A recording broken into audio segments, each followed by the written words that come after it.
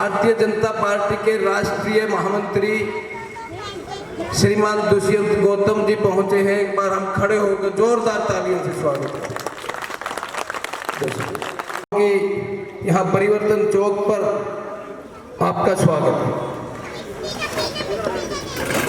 Najafgarh zone की deputy chairman हमारी बहन सुषमा गोदारा जी आई है, उनका स्वागत है। हमारे बीच हमारी दक्षिणी दिल्ली की पूर्व महापौर, 2 बार दक्षिणी दिल्ली की लीडर ऑफ हाउस रही ऐसी और इस क्षेत्र से एक बार विधानसभा का चुनाव लड़ी, दिल्ली प्रदेश में आने को पदों को सुशोभित किया, ऐसी हमारी बहन कमलजीत शेरावत जी आई हैं। जरा एक बार उनका भी स्वागत।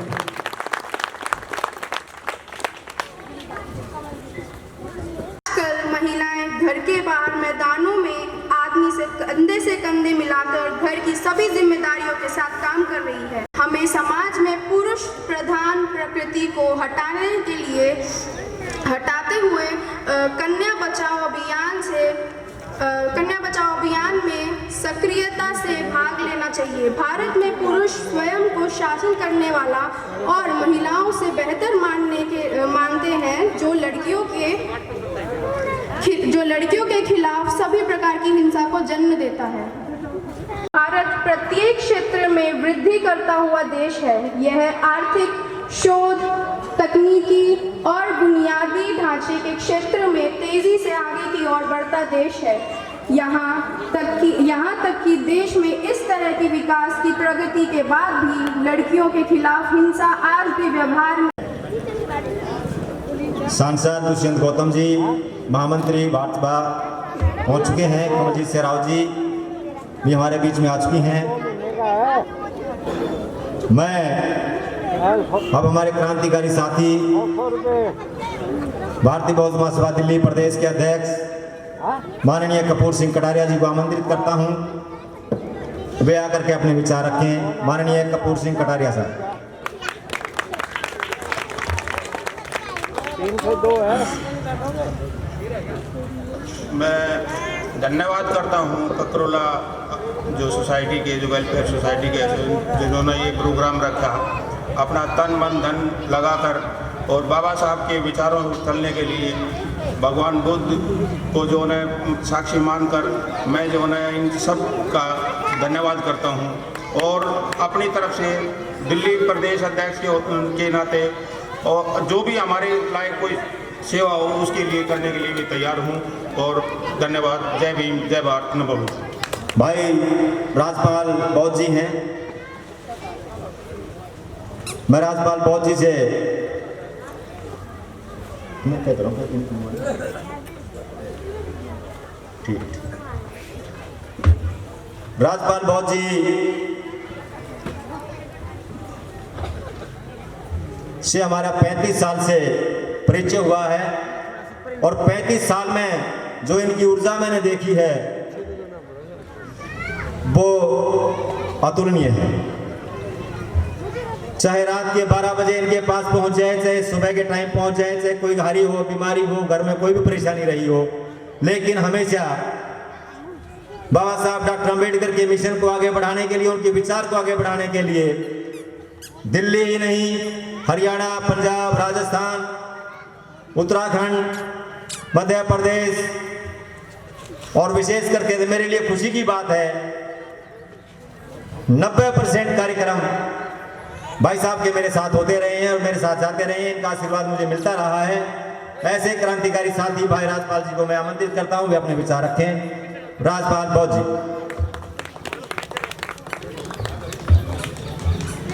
सभी साथियों का जय भीम। आज हम एक बहुत ही अच्छे मौके पर इधर पहुंचे हैं। बाबा साहब डॉक्टर भीमराव अंबेडकर संविधान निर्माता, उनका स्टेचू आज ककरोला गांव में लगाया जा रहा है। ककरोला गांव वासियों का बहुत बहुत धन्यवाद। साथियों, ज्यादा कुछ न कहते हुए एक गजल के माध्यम से ही दो चार बातें बोलूंगा।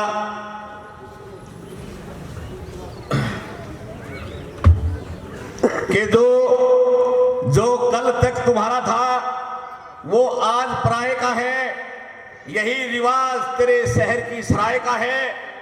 तुम बहुजनों इसीलिए शिकस्त खाते हो कि तुम्हारी फौज में लीडर किराए का है। साथियों, हंसते देखा न गया, बाग के माली से मुझे धूल में फेंक दिया, तोड़ के डाली से मुझे। भोले नादान से माला में क्यों पिरोया न गया, जख्म कुछ ऐसे हुए फूलों पे सोया न गया। आसरा देकर मुझे क्यों आस का दिल तोड़ दिया, लाकर साहिल पे अकेला क्यों मुझे यूं छोड़ दिया। बीच मझधार में कुछ से क्यों डुबोया न गया, जख्म कुछ ऐसे हुए फूलों पे सोया न गया।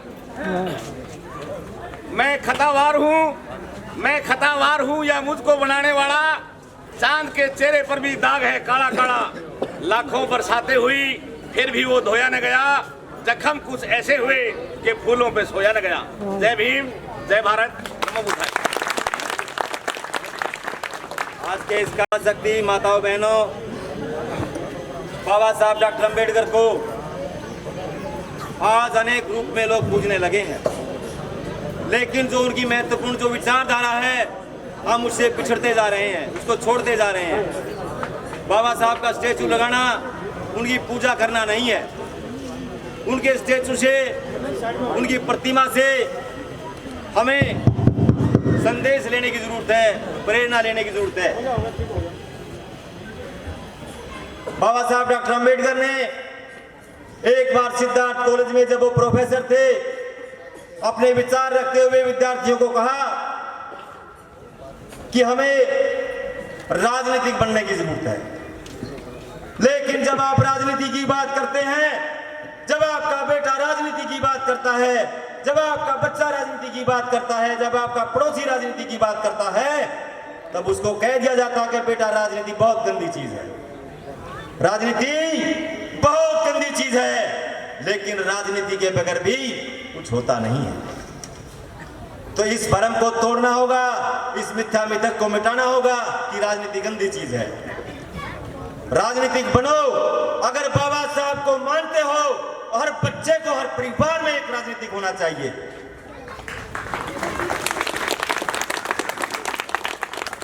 बाबा साहब ने कहा कि हमारी कोई समस्या धार्मिक नहीं है, कोई समस्या हमारी सामाजिक नहीं है, हमारी हर समस्या राजनीतिक है, उसका समाधान भी राजनीतिक है। लड़का अगर कोई संस्था चलाता है, कोई काम करता आगे आता है, तो राजनीति गंदी चीज है। हरिओम सिंह अगर कोई वेलफेयर एसोसिएशन चलाता है, उसका प्रेसिडेंट बनता है, तो राजनीति गंदी चीज है, उसको भी राजनीति से जोड़ दिया। धर्मेंद्र कुछ करता है तो राजनीति गंदी चीज है। इस मानसिकता को जब तक हम छोड़ेंगे नहीं, आपको कुछ मिलने वाला नहीं है। चाहे वो ग्रामीण हो, चाहे वो शहरी हो, चाहे वो शेड्यूल कास्ट हो, चाहे बैकवर्ड क्लास हो, चाहे सवर्ण हो, मैं उसमें कोई अंतर नहीं करता, ना हम कोई भेदभाव मानते हैं इस बात का।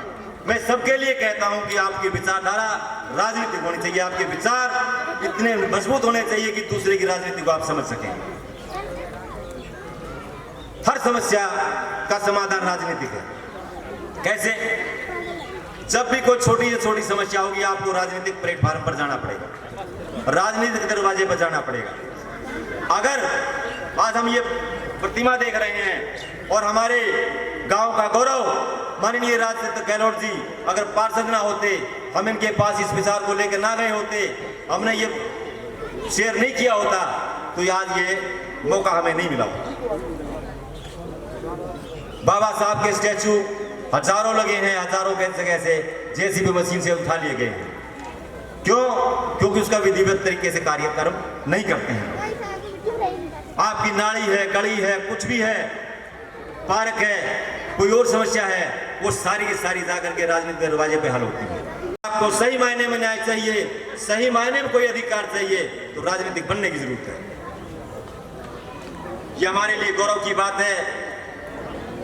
और मैं पहले भी कहा कि ऐसा पार्षद शायद ही किसी इलाके में हो कि जो रात के 12 बजे भी आपके साथ खड़ा होकर के काम करने के लिए तैयार है। कल रात 12 बजे भी नेताजी मेरे साथ यहाँ खड़े थे, या सारे कार्यक्रम को देख रहे थे, क्या आया क्या नहीं आया। सुबह शाम रात को दिन को 20-20 बार फोन करते हैं, नहीं तो लोग नेताओं के चक्कर काटते हैं। तो आपका बच्चा राजनीतिक था तो आपके गांव की चारों तरफ आप देख सकते हैं विकास की लहर नजर आती है। तो आने वाला समय वो जो पीछे बीत गया, चाहे वो समय हो, जो भी हुआ वो राजनीतिक प्लेटफॉर्म से ही हुआ है। मैं दूसरी बात एक और कहना चाहूंगा। हम लोग निराशावादी हैं, भाई ये नहीं हो सकता, भाई ये कैसे होगा। सवाल 2000 करेंगे, काम नहीं करेंगे। रात को पैक लगा करके सलाह देने आ जाएंगे, भाई ये छोटा छोटा रह गया, इस पेड़ की ये ट्रेन कटवा देते तो बहुत अच्छा होता। काम नहीं करेंगे। काम करने के लिए तो 2 ही 4 लोग होंगे। तो जब तक आपके अंदर लालसा नहीं है कुछ काम करने की, तो भैया टोका टिप्पणी भी अच्छी नहीं लगती। काम करो, विकास आपके कदमों में होगा। हर काम आपके सामने छोटा हो जाएगा, हर काम अपने आप होता चला जाएगा। तो संगठन जो है वो अपने आप में बहुत बड़ी ताकत है। बाबा साहब डॉक्टर अम्बेडकर ने कहा शिक्षित बनो, लेकिन आज उन्होंने शिक्षा की तरफ गौर करना ही बंद कर दिया। बच्चे स्कूलों तक जाने के लिए राजी नहीं है। जो आज से 50 साल पहले 40 साल पहले जो लोग पढ़ लिख गए, नौकरियां कर गए, आज हमारे बच्चे जो है एक बच्चा नौकरी नहीं लग पा रहा। क्यों? बच्चों की एजुकेशन का स्तर गिर गया, लापरवाही बरत रहे हैं। दूसरा, हमें संघर्ष करने की बात है। अब जब तक आप किसी के दरवाजे पे जाओगे नहीं, जब तक किसी काम के लिए लड़ाई लड़ोगे नहीं, अपना अधिकार मांगोगे नहीं, कोई कुछ देने वाला घर पे आकर के देने वाला है नहीं। क्योंकि क्राइसिस जो होता है, कोई भी आपत्ति विपत्ति होती है, वो संगठन का निर्माण करती है। पहले संगठन नहीं बनता। बेवजह चाहो कभी 50-100 आदमी इकट्ठे हो जाए, मे बी नॉट पॉसिबल, संभव नहीं है।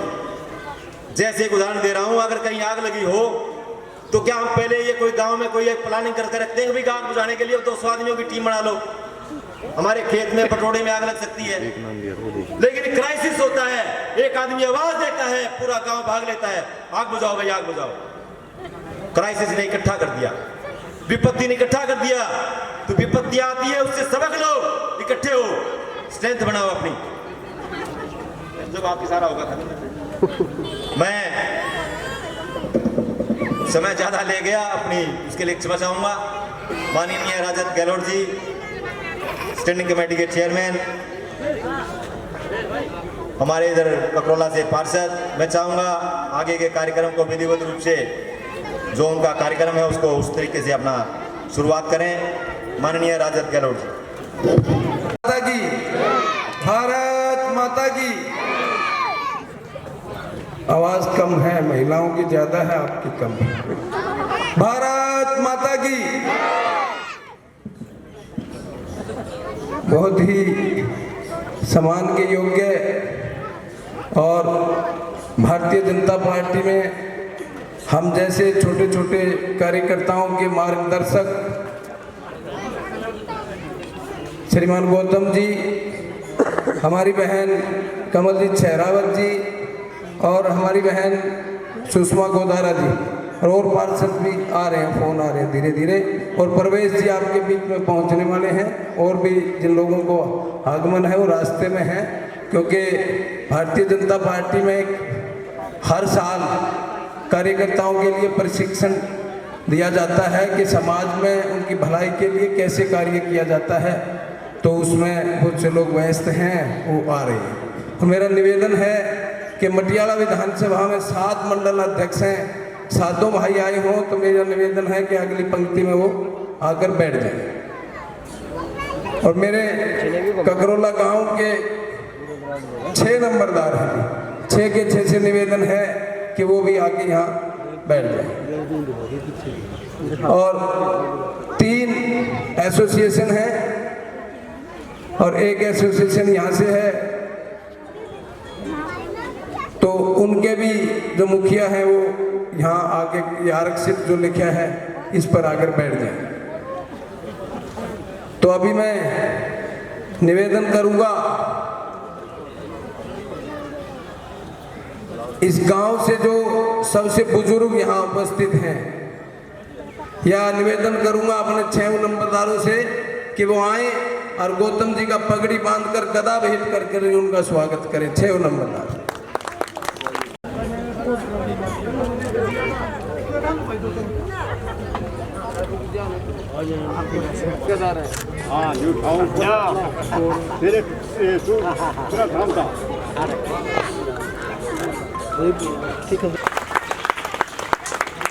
और ककरोला रेजिडेंशियल ये जो कॉलोनी है ककरोला रेजिडेंशियल,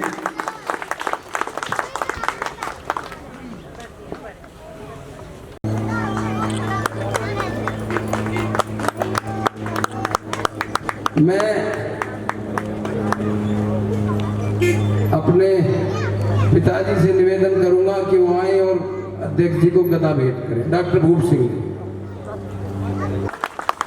हमारे नेताओं को दिया है, उसके लिए इस समाज का कोटि कोटि नमन। हमारे बीच पूर्व महापौर नजर, मैं उस समिति से निवेदन करूंगा कि अपने प्रधान के समेत एक बार स्टेज पर आए और मैं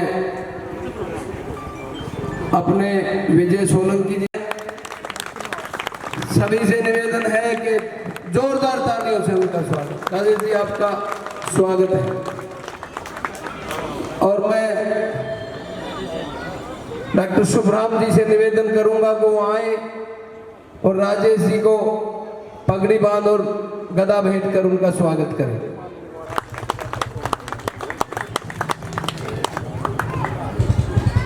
अब मैं कोका एसोसिएशन से निवेदन है क्या?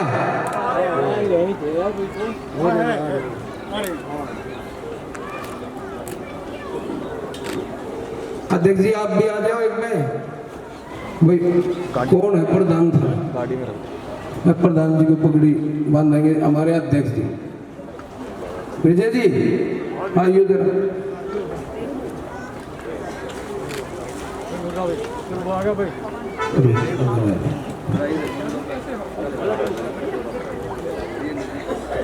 ढूंढा ना लग गए और परेड कर विजय परेड।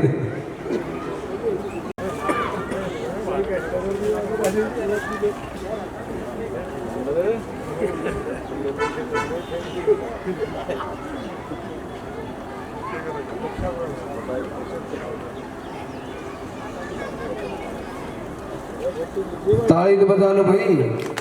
ये मंदिर बना है, इसका विकास है, बहुत सारे विकासों के लिए हमारी समिति संघर्षरत रहती है। एक बार जोरदार ताली दीजिए फिर वो ले लो। अरे हाथ ला लो भाई, ऊपर उठा लो ना, ताली बजा लो दी। इसी प्रकार से हमारी एक एसोसिएशन है माता सहज कौर विकास समिति गांव में, उनसे भी निवेदन है कि वो आए और स्टेज पर आए। मैडम आई है, उनका स्वागत है, शब्द दे दे। अब मैं निवेदन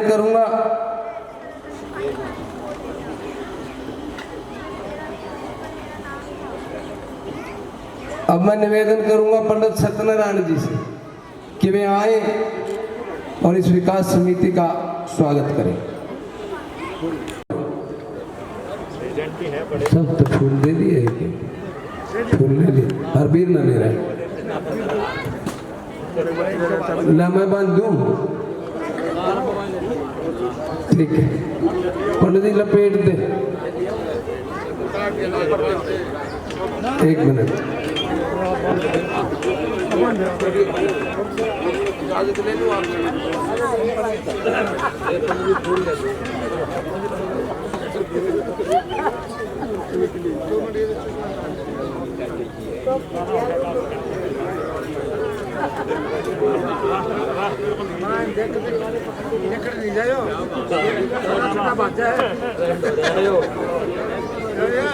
छोटा बात है।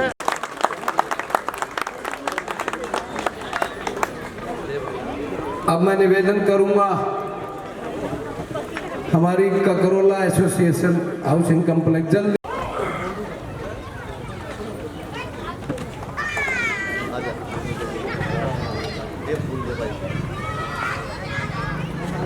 मैं राम भगत जी से निवेदन करूंगा कि वो आए और ककरोला हाउसिंग कॉम्प्लेक्स की इनका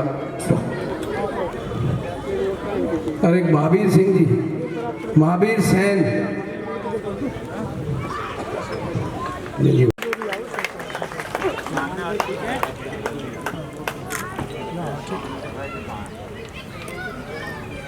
द्वारका से हमारे मंडल अध्यक्ष, आओ भाई आप भी सहयोग करो जरा, स्वागत आप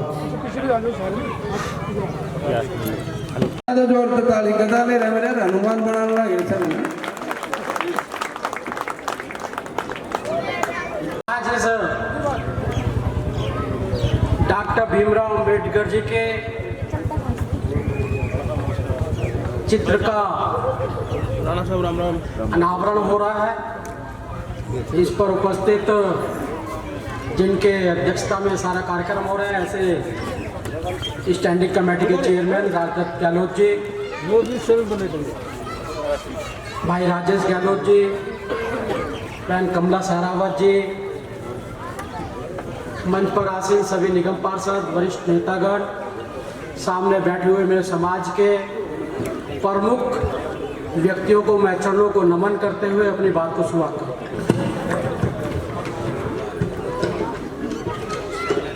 हमारे सभी गांव ककरोला के नंबरदार श्री राजकुमार नंबरदार जी, श्री गंगाराम नंबरदार जी, श्री विक्रम नंबरदार जी, श्री परवीन चीना जी नंबरदार जी, मास्टर मान सिंह जी नंबरदार, छोटेलाल रविंद्र जी नंबरदार और अध्यक्ष भारतीय बौद्ध समाज श्री कपूर सिंह कटारिया जी, अवेरा मेहरा जी, LR सिंह जी, महावीर जी, सुबराम जी और जो रह गए हैं उनसे क्षमा चाहते हैं, उनके चरणों को नमन करता हूँ। सातों भारतीय जनता पार्टी के मंडल अध्यक्ष, निगम पार्षद, सभी बहनों और भाइयों, आज मुझे बहुत खुशी हो रही है जो डॉक्टर भीमराव अंबेडकर जी के चित्र का अनावरण करने के लिए यहाँ मैं उपस्थित हुआ हूँ। और सबसे बड़ी खुशी की बात है कि आज देश के इतिहास में अगर देखा जाए, आजादी के बाद देश का नहीं संसार का, आपको बता रहा हूं, संसार में सबसे ज्यादा स्टैचू अगर किसी के लगे हैं तो वो डॉक्टर भीमराव अंबेडकर जी के लगे। ये कोई गवर्नमेंट ने नहीं बनाया। गवर्नमेंट के अगर गिनती करोगे तो दूसरे नंबर पे गांधी जी आते हैं, लेकिन लोगों ने अपनी मेहनत से, लगन से, अपनी श्रद्धा से, अपने प्यार से उनको भगवान मानते हुए, जिन्होंने इस समाज के लिए चारों बच्चे निछावर कर दिए। मुझे ध्यान आता है जब doctor Bhimrao Ambedkar ji government conference में जा रहे थे, उनका बेटा एक मृत्यु हुआ पड़ा हुआ था। भाई ने कहा कि पहले इसका अंतिम संस्कार कर जाओ, तो डॉक्टर अंबेडकर जी ने कहा कि मैं इसके अंतिम संस्कार में रह गया तो देश के अनेकों करोड़ों लोगों का, बच्चों का भविष्य अंधेरे में पड़ जाएगा।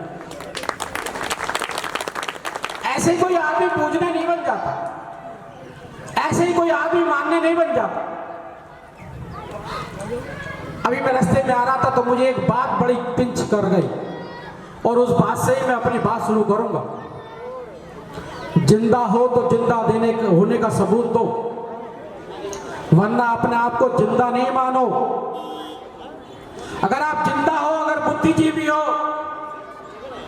अगर आप समाज में परिवर्तन चाहते हैं और समाज को आगे बढ़ाना चाहते हैं, अगर आप 14 अप्रैल को और 6 दिसंबर को धूपबत्ती अगरबत्ती जलाते हैं, तो जिस महापुरुष के जन्म अनावरण के लिए आज जहां इकट्ठे हुए हैं, उनकी जो भावना थी उसको भी आत्मसात करके आगे बढ़ने वाली पीढ़ियों को आप रास्ता दिखाने का काम करो। आजादी के बाद क्यों डॉक्टर भीमराव अंबेडकर जी को दलितों का नेता बनाया गया, आज से पहले कभी भी चर्चा नहीं हुई करके उन लोगों को, बुद्धिजीवियों को, पढ़े लिखे को इतिहास का अंबेडकर के ऊपर लिखते लिखते लिखते लोगों ने बहुत रोकने की कोशिश की, बहुत काटने की कोशिश की, लेकिन इन लोगों की वजह से अपने आप को जाता है। वरना उस बात की उस समय की सरकार ने डॉक्टर भीमराव अंबेडकर और सरदार वल्लभ भाई पटेल दिशा दी है, जिन्हें देश के लोगों की दशा सुधारने का काम किया है, लेकिन उस समय के शासन करने वालों ने उनको छोटा कर उनके इतिहास को दबाने का काम किया। इसलिए ही डॉक्टर भीमराव अंबेडकर जी को भारत रत्न देने के लिए गैर कांग्रेसी सरकार का इंतजार करना पड़ा। जब देश में कांग्रेस की सरकार नहीं बनी, जब जाके डॉक्टर भीमराव अंबेडकर जी को भारत रत्न मिला था। इसलिए मैंने कहा है कि जिंदा हो तो जिंदा होने का सबूत दीजिए। क्या कारण है, कौन लोग थे वो? अरे उन्होंने, डॉक्टर भीमराव अंबेडकर जी ने आपको वोट का अधिकार दिया, वरना उस समय की कांग्रेस ने क्या करा था? कांग्रेस ने कहा था कि वोट का अधिकार उसको मिलना चाहिए, वो टैक्स देता हो।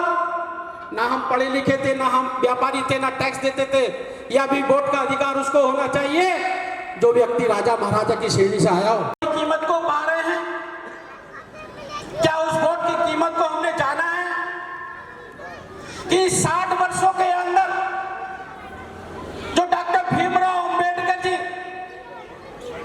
मुझे तो पहली बार ध्यान में आया 26 नवंबर को, जब 2015 को देश के प्रधानमंत्री नरेंद्र मोदी जी ने 2 दिन की डॉक्टर अंबेडकर से 125वीं वर्ष पर 2 दिन की डिबेट बुलाई, और 2 दिन की डिबेट के अंदर डॉक्टर भीमराव अंबेडकर जी के किए हुए कार्यों पर, डॉक्टर भीमराव अंबेडकर जी के बनाए हुए रास्तों की पर चर्चा हुई।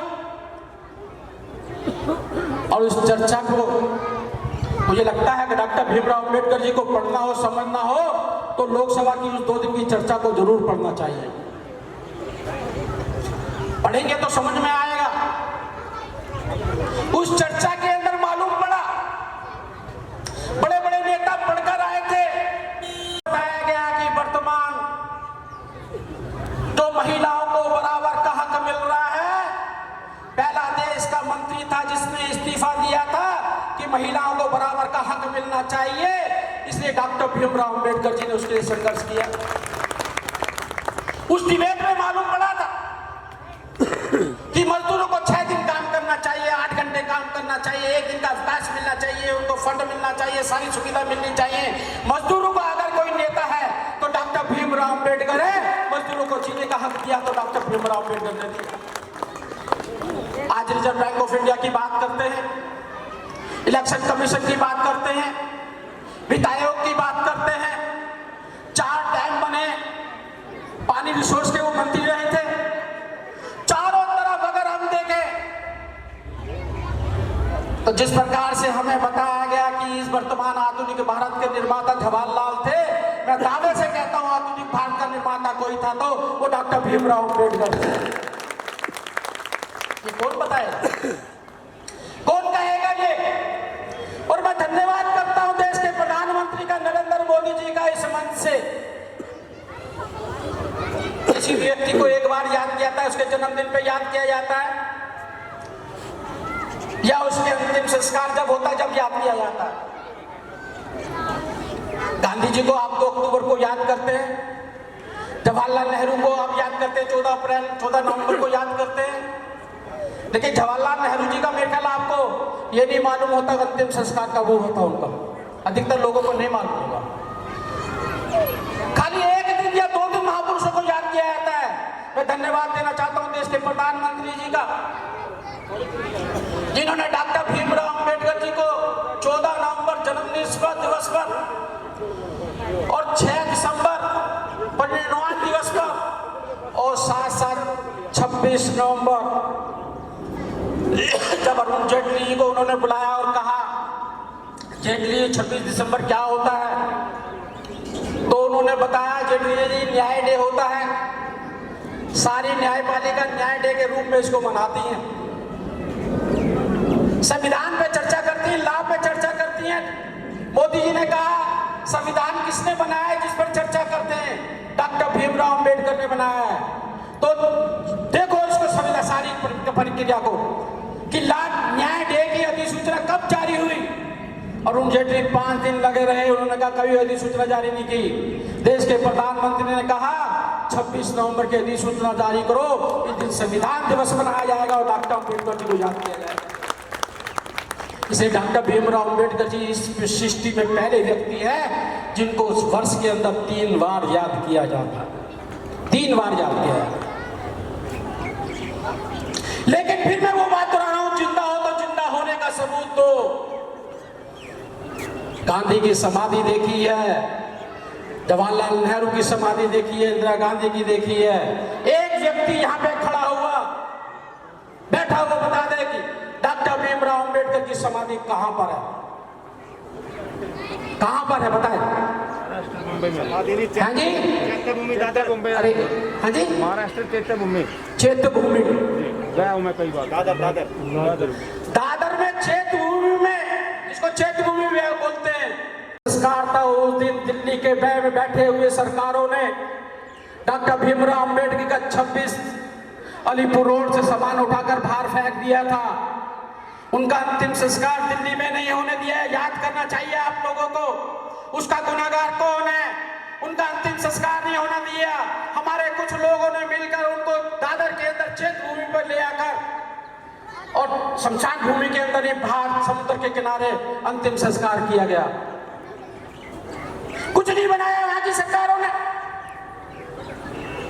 शिवसेना अलायंस की सरकार है, नितिन गडकरी जी उसमें राज्य मंत्री थे, उन्होंने उस चैत्यभूमि को थोड़ा सा गुंबद सा बनाकर एक स्थल बनाने का काम किया। यहाँ आप गए होंगे, लेकिन आपको यह नहीं मालूम होगा कि देश के प्रधानमंत्री नरेंद्र मोदी जी ने कहा जब सबकी बड़ी बड़ी समाधियां बन सकती हैं तो डॉक्टर अंबेडकर जी की क्यों नहीं बन सकती।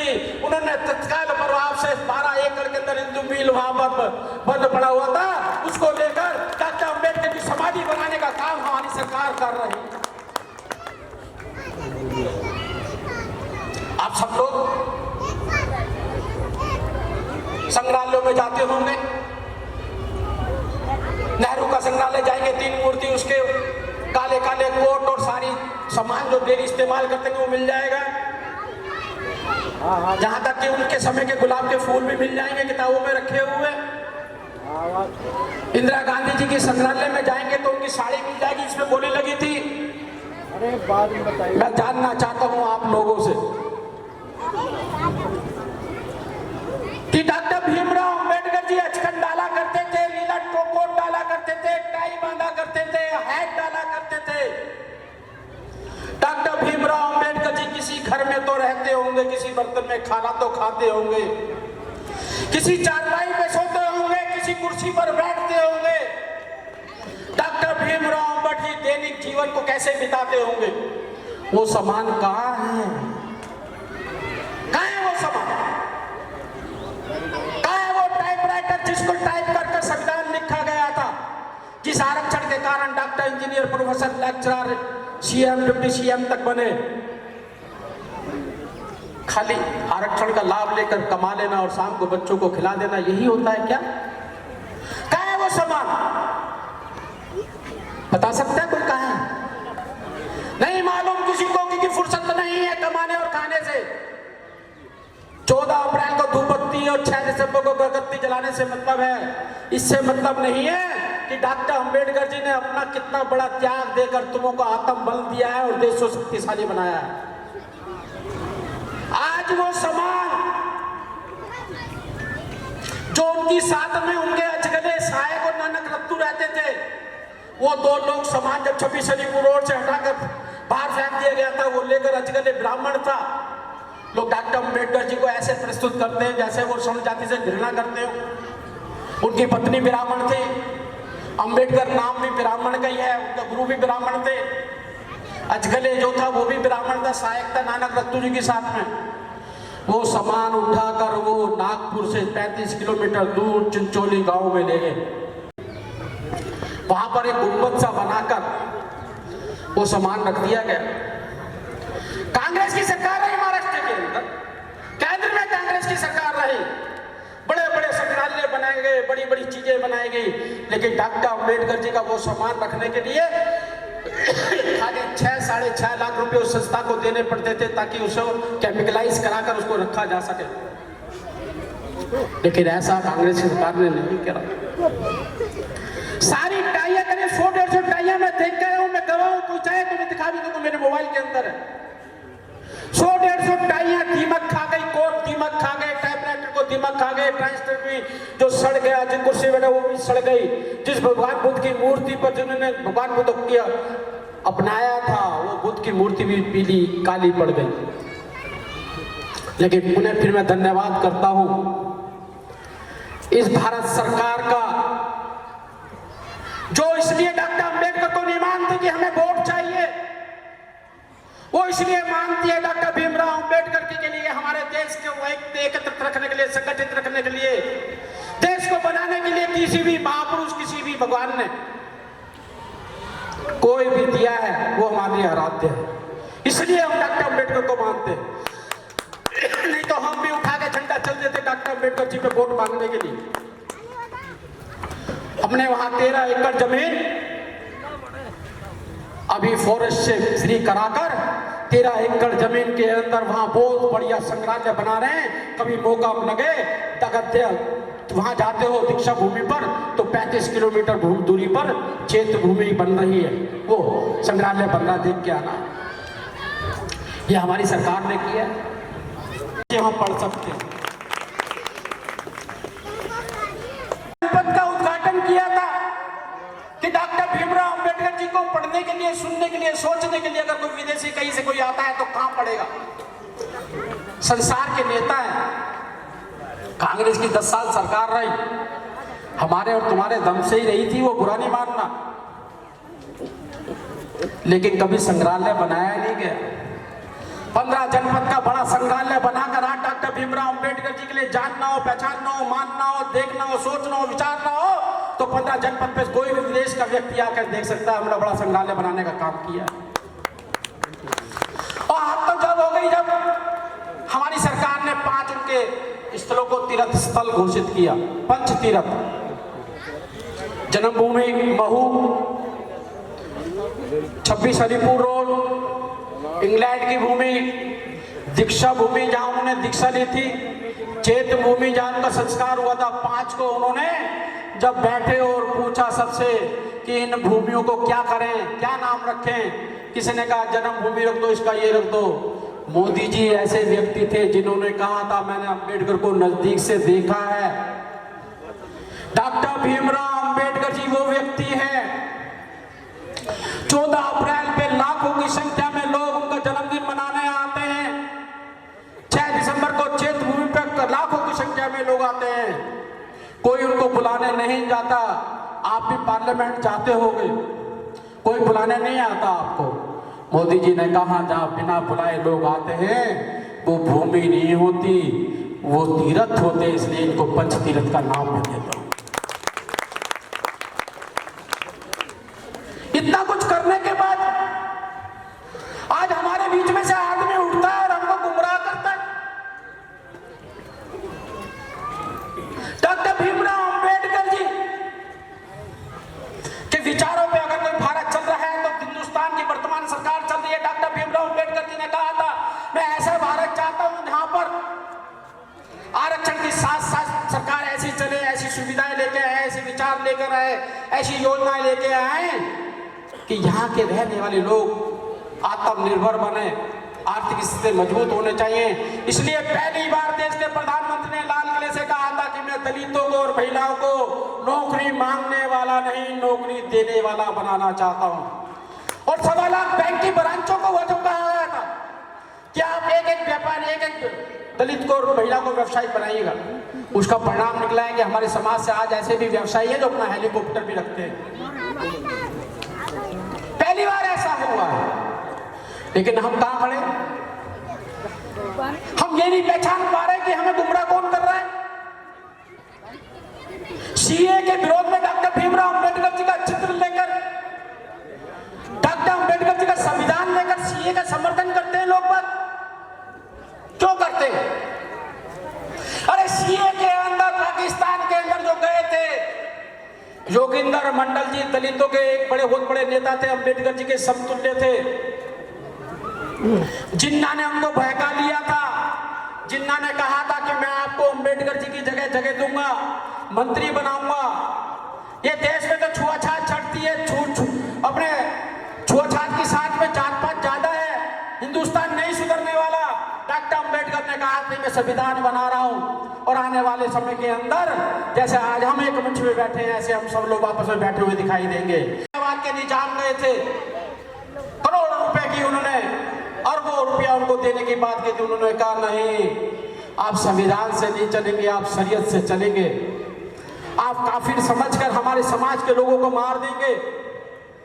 और वही हुआ। सीए के में जो बैठे हुए तो उन लोगों को मैंने ही बताया था कि योगेंद्र मंडल लाखों लोगों को लेकर पाकिस्तान चले गए थे आजादी के बाद कि आप वहां रहिएगा, आराम से रहेंगे। संविधान भी उन्होंने बनाया पाकिस्तान का, लेकिन तत्काल महीने 2 महीने के अंदर उनके सामने दलितों की, महिलाओं की बलात्कार किया गया, लड़कियों को बलात्कार किया गया, जान से मार दिया गया। वो भागकर हिंदुस्तान आ गए और आज हिंदुस्तान की वर्तमान की सरकार, उससे पहले सारी सरकारें उनको मान्यता देने के लिए तैयार थी, लेकिन कानून नहीं बना पा रही थी। लेकिन आज देश के प्रधानमंत्री नरेंद्र मोदी जी ने कानून बनाकर सीए के द्वारा उन दलितों को यहाँ पे नागरिकता देने की बात की, तो सब लोग चिड़चिड़ा गए। इनको नागरिकता देंगे आप? अगर इनको भी नागरिकता देते हैं तो जो मुसलमान गए थे उनको भी नागरिकता दीजिएगा। मैं पूछना चाहता हूं, जो डॉक्टर अंबेडकर का चित्र लगा रहे थे, डॉक्टर भीमराव अंबेडकर जी का संविधान लेके बैठे गए थे, क्या पाकिस्तान से उन मुसलमानों को बुलाना चाहते हैं आप लोग? जब पाकिस्तान और बांग्लादेश में भगवान बुद्ध की 3-3, 4-4 हजार वर्ष पुरानी मूर्तियां अभी 2 महीने पहले तोड़ी गई थी, वहां भी तोड़वाएंगे क्या? यहां पर भी तोड़वाने का काम करेंगे आप लोग? जिंदा हो तो जिंदा होने का सबूत दो दोस्तों, भीड़ में मत चलो। आज 370 हमने हटाई है, किसको लाभ हुआ है 370 का? 15 लाख वाल्मीकि समाज जो वहां पे सफाई का काम करता था, उनके बच्चे डॉक्टर बन जाए, इंजीनियर बन जाए, प्रोफेसर बन जाए, लेकिन वहां की सरकार 370 के तहत कहती थी कि हम इनको सफाई का ही काम दे सकते हैं, हम डॉक्टर का काम नहीं दे सकते।